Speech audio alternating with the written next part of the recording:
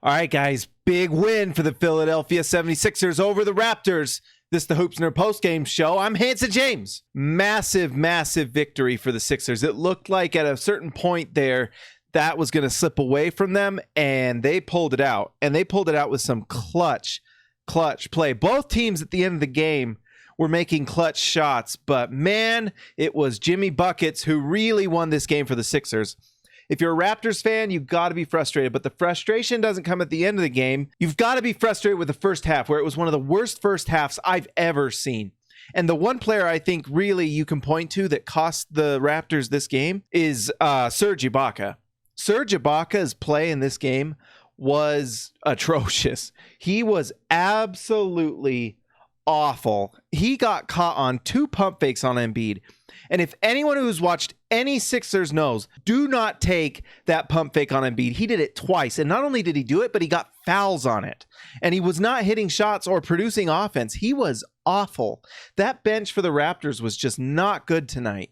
Now, normally that Raptors bench is going to be better than that. Tonight it wasn't. If you're a Raptors fan, you got to be frustrated. You did not get both home games. Now you've got to go into Philadelphia and steal one. Is your bench going to show up there? Is Ibaka going to take fakes from Embiid there as well and not hit shots? He was terrible, guys. Terrible. Really bad. And so where Kawhi, who quietly had 35 points, it was crazy. At a certain point, I was like, does Kawhi ever get the ball? And then you look up, he's got 35 points, 7 rebounds, 6 assists. He was a monster. His three-point shot wasn't falling as much tonight, 3 for 10. And that's the other player for the Raptors that wasn't doing particularly well. Pascal Siakam, at the end, it kind of made up for a really atrocious night. He was 9 for 25, but there were times where he was off and was not hitting shots. Ended up the night 2 for 7 from 3, 9 for 25 from the field. He just couldn't find his shot, and he made some energy plays, which Pascal's going to do that, but he's got to be a little bit more efficient. He's got to hit that 3. He's got to get shots at the rim. They've got to find more things. Also, Kyle Lowry was just kind of wild at the end of the game there. It kind of worked out fine, but man, it was wild. Tonight also, Danny Green will have that shot that everyone talked about. Danny Green's also part of that loss. 1 for 6 from 3. 1 for 8 from the field. That's the loss. In a 5-point game, that's the loss. It's tough.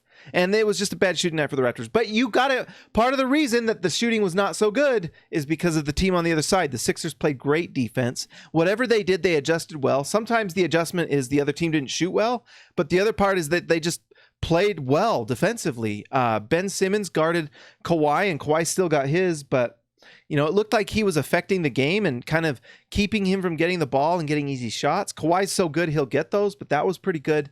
Embiid was Embiid, although 12 points tonight, that was Marc Gasol. That's the crazy thing. If you're a Raptors fan, you've got to be frustrated because you held him to 12 points. He played 32 minutes, 2 for 7 from the field, 0 for 3 from 3.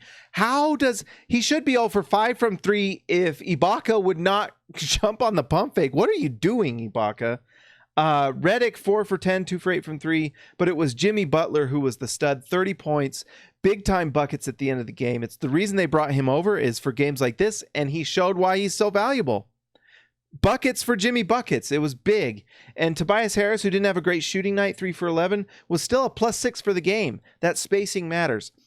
So this series has turned out really fun, guys. I'm enjoying it. I'm excited for Game 3. I hope you are too.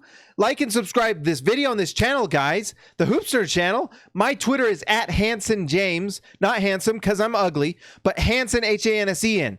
Guys, I will talk to you later.